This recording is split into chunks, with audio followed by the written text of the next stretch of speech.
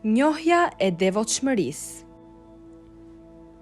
Devotshmëria në përgjithësi shpjegohet si ikje nga gjërat e ndaluara, domethënë nga mëkatet, dhe mendohet se me rastin e implikimit në aktivitete shoqërore është shumë e vështirë, bile edhe e pamundur për të qenë i devotshëm.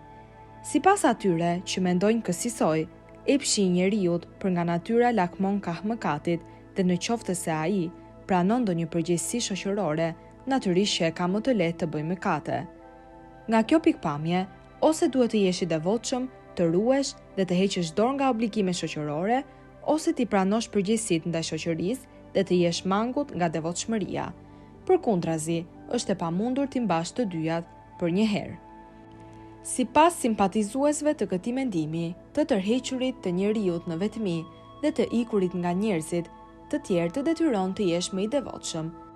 Por devotshmëria nëpër ajetet e Kuranit dhe haditheve është shpjeguar si një vlerë pozitive.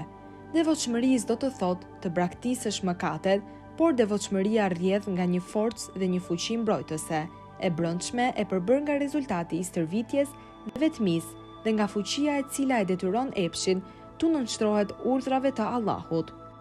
Aq shumë është e fuqishme, sa që është e shëndosh, e qëndrueshme dhe rezistuese kundër dëshirave dhe përkushtimeve të paligjshme të epshit. Edhe kuptimi leksikor i fjalës devotshmëri ka këtë kuptim. Devotshmëri do të thotë të mbrojturit e vetvetes dhe të kontrolluarit e epshit. Devotshmëria nuk është një program negativ, por një vlerë mbrojtëse dhe pozitive. Devotshmëri është që njeriu të jetë i nënshtruar ndaj ligjeve dhe urdhrave hyjnore.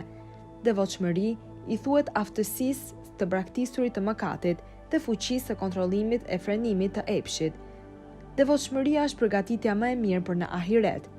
Lidhur me këtë, mund t'i marrim disa shembuj nga thënjet e Hazretit Ali. Ai në hutbet e tij thotë: O ju rob të Zotit, ju këshilloj për devotshmëri, sepse devotshmëria është sikur një kapistër, litar që tërhiqen kafshët, që e tërheq nefsin në të mirë. Prandaj, dhe kapuni fort për litarin e devotshmërisë dhe ngjituni fort për të vërtetat e devotshmërisë, që ajo juve t'ju dërgoj në botën e lumturisë, në vendet e gjera, në strehime, në kala dhe në shtëpitë e nderit e të dinjitetit. Devotshmëria sot është një strehim dhe kala, kurse nesër është një rrugë që shkon në xhenet. Rruga e devotshmërisë është e hapur, udhëtari është fitimtar, kurse ai i cili ka mbështetje në devotshmëri do ta ruajë atë. O ju rob të Zotit, dijeni që devotshmëria është një kala shumë e fortë, kurse anormaliteti është një kala e dytë dhe servile. S'mund t'i ruajnë ata të cilët janë strukturë në të, nuk mund t'i fsheh dhe t'i bart ata. Me devotshmëri këputet peri i gabimeve. O ju rob të Zotit, me të vërtet devotshmëria i ruan miqtë e Zotit të dalin nga kufit e përcaktuar. Zemra e miqve të Zotit i lidh me frikën e Zotit. Bile ata ai i mban në këmbë deri në agim për të lutur. Në një ditë shumë të nxehtë i la pa ujë, duke agjëruar. Vërtet devotshmëria në këtë botë për ty është një streh, kurse pas vdekjes është lumturi. Siç u pa më lart në hadithet e cituara, devotshmëria u sqarua si një vlerë pozitive, si një forcë mbrojtëse dhe dorëheqëse, dhe si një faktor i fuqishëm kontrolli. Devotshmëria është një mburoj që ndalon shtizat e helmuara dhe goditjet vrastare të djallit.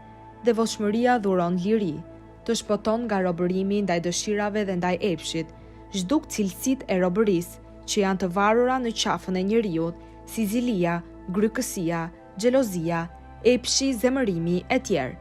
Devotshmëri nuk do të thotë përkufizim, por do të thotë kontrollim dhe zotërim ndaj epshit. Devotshmëria njeriut i dhuron madhështi, nder, forcë, personalitet dhe qëndrueshmëri. Zemrën e ruan nga sulmet e mendimeve djallëzore, përgatit për zbritjen e ëngjëve të Zotit dhe për të shkëlqyer nuri, kurse nervave u dhuron qetësi dhe siguri. Devotshmëria është sikur një shtëpi apo rrobë e cila njeriu e mbron nga të ftohtit apo nga të nxehtit. Allahu në Kuranin Kerim thot: O bijtë e Ademit, ju kemi dhënë rroba që të mbuloni vendet tuaja të turpshme, edhe veshjet për zbukurim. Mirë po rrobat e devotshmërisë janë më të mirat. Ato janë disa argumente të Allahut që ndoshta të mbledhni mendjen. Prandaj, edhe devotshmëria është një vlerë jetësore dhe një përgatitje për në ahiret. Absolutisht nuk është veti negative. Është e natyrshme që në ajetet e Kuranit dhe në hadithe devotshmëria të jetë shpjeguar në kuptimin e frikës dhe braktisjes së mëkateve, por në të vërtetë këto i kërkon vetë devotshmëria dhe këto burojnë nga devotshmëria